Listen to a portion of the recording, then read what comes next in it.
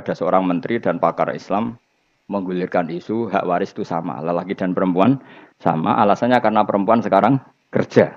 Jadi gara-gara kesamaan gender kemudian mereka ingin bagi waris itu apa?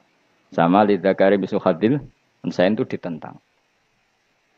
Gerakan itu pernah menguat, termasuk yang bisa dengan tanda kutip bisa menghentikan gerakan itu termasuk itu saya. Yang punya pikiran gitu tak parani, tak tantang begini. Saya bilang gini, Anda ngomong ini itu karena pinter apa karena tren? Tak tanya, ya karena pinter. Saya ini kan orangnya keren, punya kepangkatan jos lah. Ya kepangkatan jos, kepangkatan dunia, maksudnya cara pangeran bojos ora ya ora. Cara ukuran dunia itu jos lah. Tak tanya, saya itu Pak, termasuk yang setuju gerakan kesamaan gender. Dulu kan lelaki perempuan itu beda sekali karena lelaki kerja perempuan tidak. Sekarang sama-sama kerja maka warisnya harus sama. Terus saya tanya gini, lalu penyebab warisan itu kerja apa lelaki? Dia jawab kerja. Dia nggak ngerti kalau ngadepin saya. Saya ini kan orang alim yang biasa belajar mantek. Dia ini roh nak aku ngalim. Sembrono ya jadi ini. Ketika tak tanya gini, lalu misalnya saya punya anak, yang anak saya putri itu direktur BUMN atau direktur bank atau direktur PT besar. Kemudian anak lelaki saya idiot, goblok. Warisannya dikasihkan siapa? Kalau kerja adalah alasan dapat warisan, berarti anak saya perempuan itu yang dapat warisan dong. Anak saya lelaki kan idiot, nggak kerja. Lalu warisan itu berdasar prestasi apa empati? Kalau berdasar prestasi, malah Anda ini aneh. Sudah kerja direktur BUMN hanya karena dia kerja, dia dapat warisan. Karena Anda bilang asbabul irsi adalah kerja. Kalau saya bilang karena empati, saya juga gak fair. Yang kerja juga butuh modal gak saya warisi, tapi yang idiot tak warisi karena warisan berdasar empati. Lalu Anda milih mana? Bingung deh. Sampai dia ikrar, saya belum pernah mendapat perlawanan seperti ini. Karena Anda ngomong sama orang-orang goblok, kata saya. Terus saya bilang, saya ini ngaji Wahab, khatam berkali-kali. Anda mungkin baca kitab Wahab itu hanya terjemah. Maka menurut Islam, yang menjadi hak waris itu sebabnya zukurah wal unasah. Kelelakian menjadi dapat 2 bagian, keperempuanan menjadi 1 bagian. Dan itu Islam tidak mau urusan dengan prestasi maupun empati. Mujarrodul zukurah dan mujarrodul unusah. Sehingga dengan seperti ini tuh Islam nggak ribet. Coba kalau kamu pakai ilatul hukmi, pakai cara berpikir logika, malah ruwet. Karena tadi, kalau kesamaan gender itu karena perempuan kerja, lalu misalnya yang lelaki idiot misalnya atau pengangguran, warisan kamu kasihkan siapa? Kalau kerja itu menjadi alasan hukum, kamu kasihkan yang perempuan kan? Aneh nggak? Yang sudah kerja malah kamu kasih warisan, yang nganggur enggak? Berarti berdasar prestasi atau berdasar empati. Kalau kamu dapat warisan, idiot dulu dong. Idiot dulu, goblok dulu, kecelakaan dulu, baru dapat warisan karena dapat empati. Yang sudah PNS nggak perlu dapat warisan karena sudah juga ruwet. Fikih seperti ini ruwet nggak? Ruwet. Nah, kata Imam Haromen gurunya Ghazali, agama itu kadang dinuna dinul ajais. Kita ikut yang lugu saja. Allah bilang lelaki dapat 2 bagian dari perempuan, ya lelaki ya yang punya alat kelamin, penis. Perempuan yang punya farji, ya sudah gitu aja, gak usah ruwet-ruwet.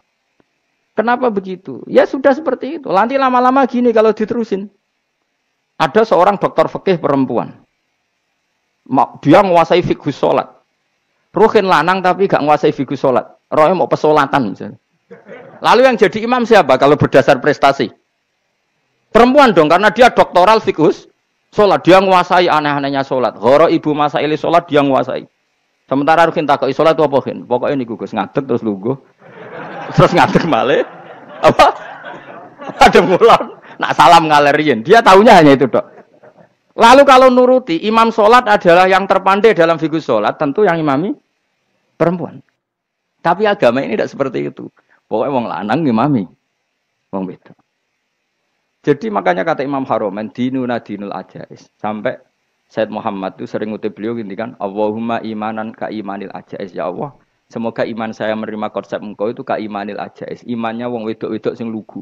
Ajis itu perempuan lugu yang sudah sepuh. Jadi misalnya ngukur anak seneng ya anak kono gedang goreng, ngekei duwe, ya lugu saja. Itu bagus. Daripada kamu pakai argumentasi, karena argumentasi ini sebetulnya kelihatan cerdas, tapi ada kebodohan masif. Karena tadi Kalau hak waris kita otak-atik dengan prestasi, maka yang pro empati akan protes. Paham ya? Masa yang sudah kerja dikasih banyak, yang idiot enggak? Tapi kalau berdasar empati juga aneh. Masa dapat warisan harus goblok dulu, harus kecelakaan dulu. Maka Rasulullah pernah ngendikan ketika ditanya, lalu warisan untuk siapa ya Rasulullah? Nabi jawabnya lucu. Fali aula rojulin dakarin. Jadi Nabi sempat ngendikan kata rojul. Kemudian direvisi dakarin. Fali aula rojulin dakarin. Semua ulama ngendikan dakarin di sini adalah badal. Nabi ngendikan rojulin. Kemudian Nabi ingat kalau rojul itu identik dengan lelaki dewasa. Apa? Kemudian Nabi mengulang lagi dakarin. Tidak harus dewasa, yang penting lelaki. Jadi meskipun baru lahir, kalau dalam keadaan baru lahir namanya apa? Kan dakarin kan? Belum bisa dikatakan rojul. Paham ya? Nabi ngulang 2 kali. Fali aula rojulin dakarin. Ini penting saya utarakan supaya clear. Jadi agama itu gak usah diotak-atik. Ya itu tadi, misalnya imam sholat itu lelaki. Ya sudah lelaki. Lelaki itu apa? Yang punya alat kelamin lelaki. Jangan dibalik ini.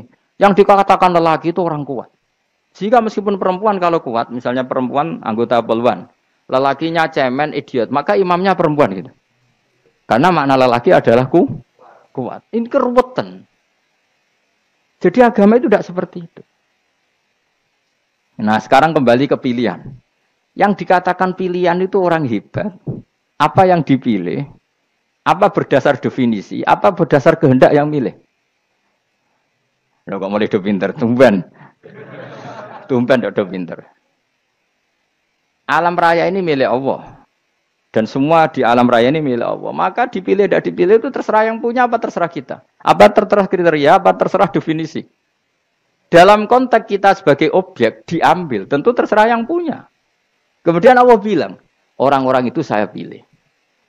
Nah kalau milihnya Allah berdasar kepunyaan, tentu Allah boleh dong memilih orang yang sebetulnya berstatus dolim.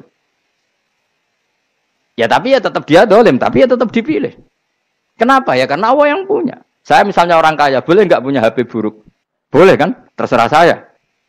Saya orang kaya, beli HP mahal, medium dan paling buruk. Boleh enggak? Boleh saya yang punya.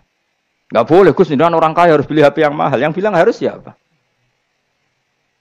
Nah, kegoblokan kita ini seperti ini. Nak wong sugih HP ini kudu larang. Nak wong alim kudu bojone ayu. Sing kudu darani kudu ayu kuwi sapa?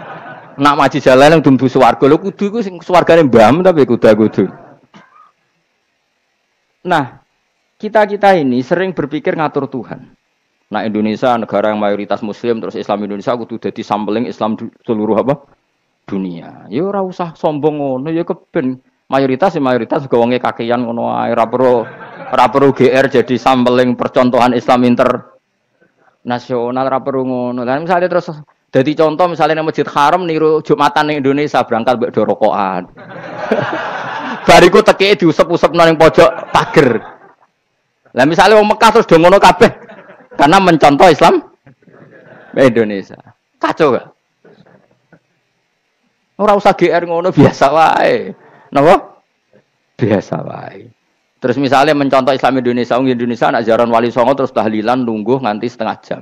Lah terus raudhah dikepung ngono rak macet Mekah Madinah. Mergo agar ziarah Nabi terus lungguh apa? Sak jam. Nak ning wali sak jam ning Nabi 2 jam lah kira-kira gitu. Ya malah nganyak Kanjeng Nabi. Nabi sekaruan Afdhalul Khalqi mbok dongakno wa maghfir lahu warhamhu. Iku malaikat sak langit miso. Ya Nabi kok mbok dongakno di sepuro. Kowe tapi ya butuh sepuro. Enggak boleh doakan Nabi gitu enggak boleh. Wa sholli ala sayyidina Muhammad wa ala alihi enggak boleh pakai ighfir lahu. Masalahnya tahlilan apa alam donga iku terus kamu gunakan. Ya misalnya terjadi percontohan Islam dunia terus Nabi kapundhut ditalkin, nak ditakoki waman rebuka piye. Terus Nabi warai waman nabiyuka. Mesti Nabi yo pro, lah aku Nabi coba takoki. Jadi kita ini sering kumo luhur karena kita mayoritas terus jadi percontohan ora usah ngono. Paham ya napa? Ndak usah ngono, mayoritas ya mayoritas ae, tapi ora usah GR jadi apa? Percontohan internasional. Mungkin kalau masalah Islam damai ya bagus. Tapi itu kan tidak hanya Indonesia. Di mana-mana yang Islam damai juga banyak. Dan yang tukaran juga banyak. Toh yang tukaran nggak pernah maklumatkan diri ini percontohan dan enggak. Ya biasa saja.